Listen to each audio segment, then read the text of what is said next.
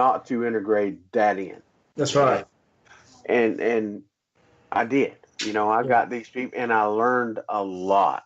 Yeah. And that's why and I know that was a little drawn out, but that's why you should check your groups out before people call them. And I tell them all the time, call references.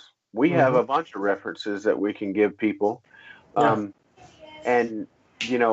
we still are working with clients that we had 2 years ago. Yes. And we don't abandon them. We don't run out, and I still, even the ones that says, hey, we're good, I still text them or message them every now and then, hey, you guys doing okay? And that type of thing.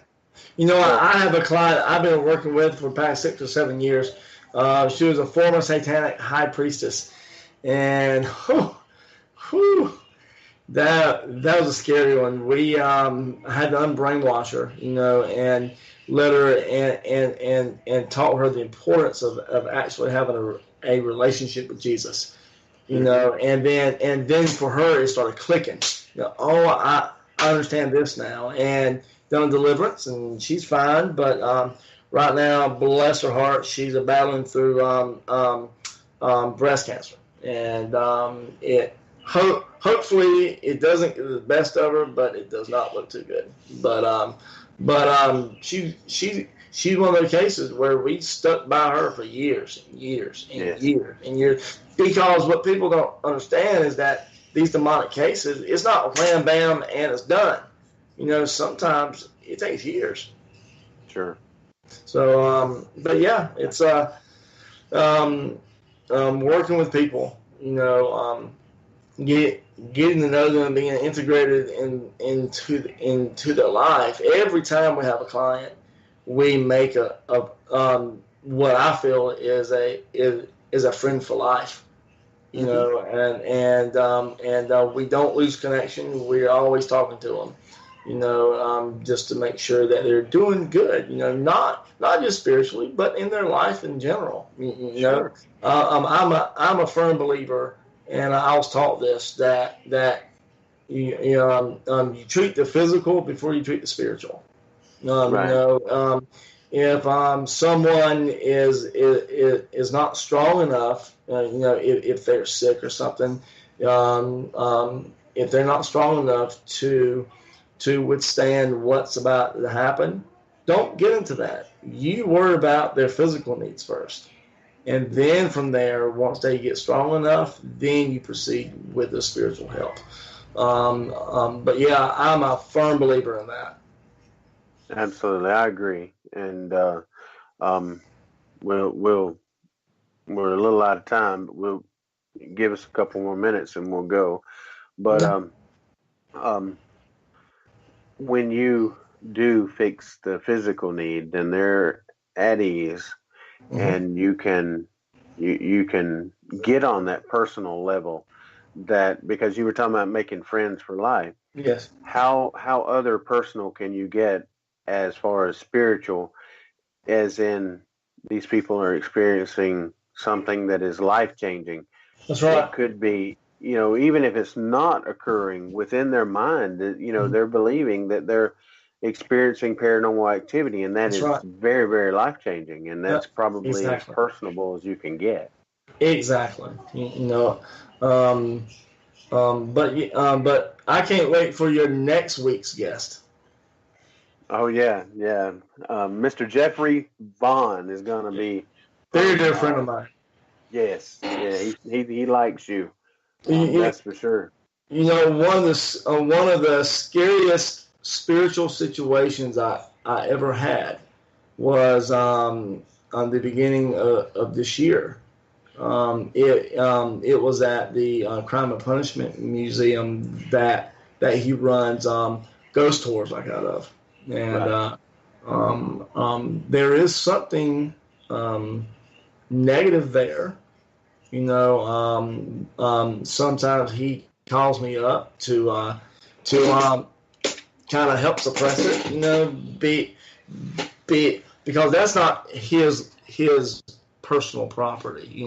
They just allow him to, do his thing there. So the people that run it doesn't want anything extracted like out of there. So sometimes I'll go up there and do blessings on it, just kind of keep it suppressed. But that one night, whew, it was it was scary. It was starting to get a little aggressive to the people that was doing the ghost tours through there, and I had to go up there and bind it to the jail cell. So it couldn't come out and try to wreak havoc. And needless to say, just as soon as I walked in, I felt that gut feeling. It's like, you need to get out now. I'm like, nope, I'm not getting out. So I approached where it was at, and with my holy water, I just drew the lines in the name of Jesus Christ. You cannot cross this boundary. I wasn't doing anything. I wasn't raising my voice. I was very, very calm. And the jail cell weighs a couple tons, and it's bolted down to the floor. The floor and the ceiling. Well, the whole thing rattled. I mean, when I mean rattled, the jail cell, whatever it was, has enough strength to rattle this thing, and it pushed me back against the other part of the cell, and I had to stand my ground. But because if I didn't, that thing probably would have torn me up. But I had to do that to help protect the people there. But Jeffrey Vaughn's a good guy, really good guy. He very respectable. He runs a good organization like out of there. I don't know if you've ever heard of Gateway Paranormal. Yes, with Matthew Fioli and the guys. Yeah. They went there, and my gosh, they stayed the whole weekend there. They slept in there and all that, and the evidence they brought out of that was out of this world. Yeah. I was gonna ask, when are you moving away? Unfortunately, it's going to be the April-May time frame. I'll be going to Albuquerque, New Mexico. Whew. Unfortunately, don't want to do it, but I'm being made to. But however, I'm going to make the best of the situation. And maybe it's God's way of putting me somewhere else where other people needs the right kind of help. So yeah. I may have to set us up a time to run up to Ashburn and go through Crime and Punishment before you leave, so you can go and help us out. Yes, and I tell you, the Crime and Punishment is wonderful. No one has ever come out of there without any evidence. So I promise you will come out of there with some great evidence. The basement is full of activity. Everything in that jail cell is full of activity. So when y'all go there, y'all are going to enjoy it tremendously. And just like Gateway Paranormal, they said that was the probably about the most active place that they've ever been to. Well, I've been wanting to go, and of course, just working the time around all of our other investigations, and we have a really busy year, especially in June. We're June 15th. We're going to be in Wilmington, North Carolina, investigating the USS North Carolina battleship. Ooh, that sounds amazing. Oh yeah, and we're going to be the only group on the boat, and all night long. So that's cool. Yeah, that's going to be crazy. I know one of my dream places has always been Waverly Hills Sanatorium. That's been my dream spot. But, I just can't see paying all that money to go there. Oh, no. No, I mean, now I've been to Waverly, but it wasn't to investigate. Mm-hmm. Back when I was a photographer a long time ago, Yeah. I went over with a group of 4 people, and we took some photos and stuff like that for the for some people. But yeah, I mean, it was fun. But of course, I wasn't doing any type of investigating or anything. But I Yeah. think I'd like to go back and do that. Mm-hmm. But I'm with you. I'm not into paying all that money and stuff like that.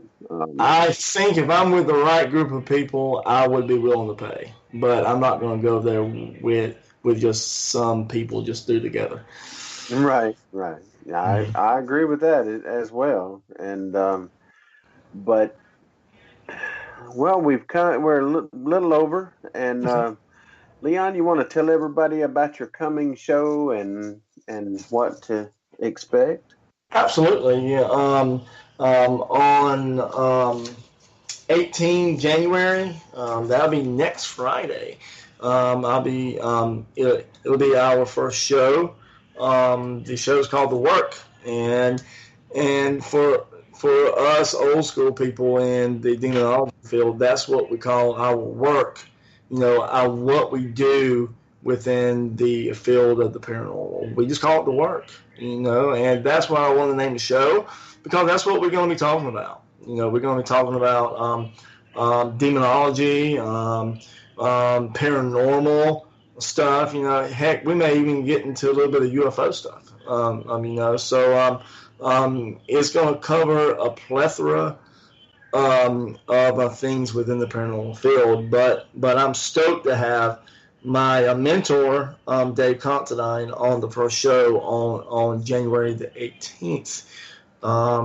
Then on February the 15th, I'll have another dear friend of mine, and he's a really dear friend of mine, but his name is Keith Johnson.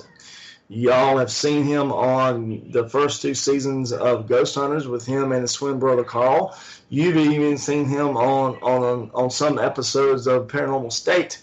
So that's Keith Johnson. And then in March, I'm having another dear friend of mine. Her name is Psychic Tina Marie. The first time I ever met her, she was doing a radio show out there at the Crime and Punishment Museum. And I wanted to meet her, and me and her started talking. She had me on the show, and we hit it off. I don't play really too much into that psychic stuff, but she is truly one of a kind. She has a heart for Jesus, and she uses her gift of discernment for the good. She helps people, and she told me out of her 30 some odd years of doing her psychic work, she's also a paranormal investigator too. She's like, I wish that all these years I would have had a demonologist to pass my demonic cases to. She said, now I know you, and you will be receiving all of my demonic cases. But she's a really dear friend of mine. She's a really good person. So you'll see her on March. Now, April, I'm still trying to line up my guests for that one.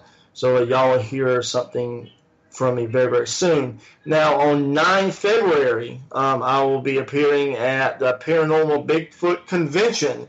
It'll be it'll be based in the beautiful Sterling Castle there in Shelby, Alabama. So, Kelsey Graham, he's heading this up, and really good guy. I've talked to him several times on the phone, and I cannot wait to be there. So that's what's coming up in the next few months, and I am very, very stoked and honored to be able to do this. Absolutely. And all of that is going to be right here on the W.E.B.B radio network. So I want everybody to tune in next Friday, the 18th, and that's going to start at 7. Did we decide if it was 7 or 9? It's going to be 8:00 Eastern Standard Time. That's what I thought. 8 Eastern. So it's everybody tune in. Hours. Mm-hmm. Absolutely. And I can't wait. I finally get to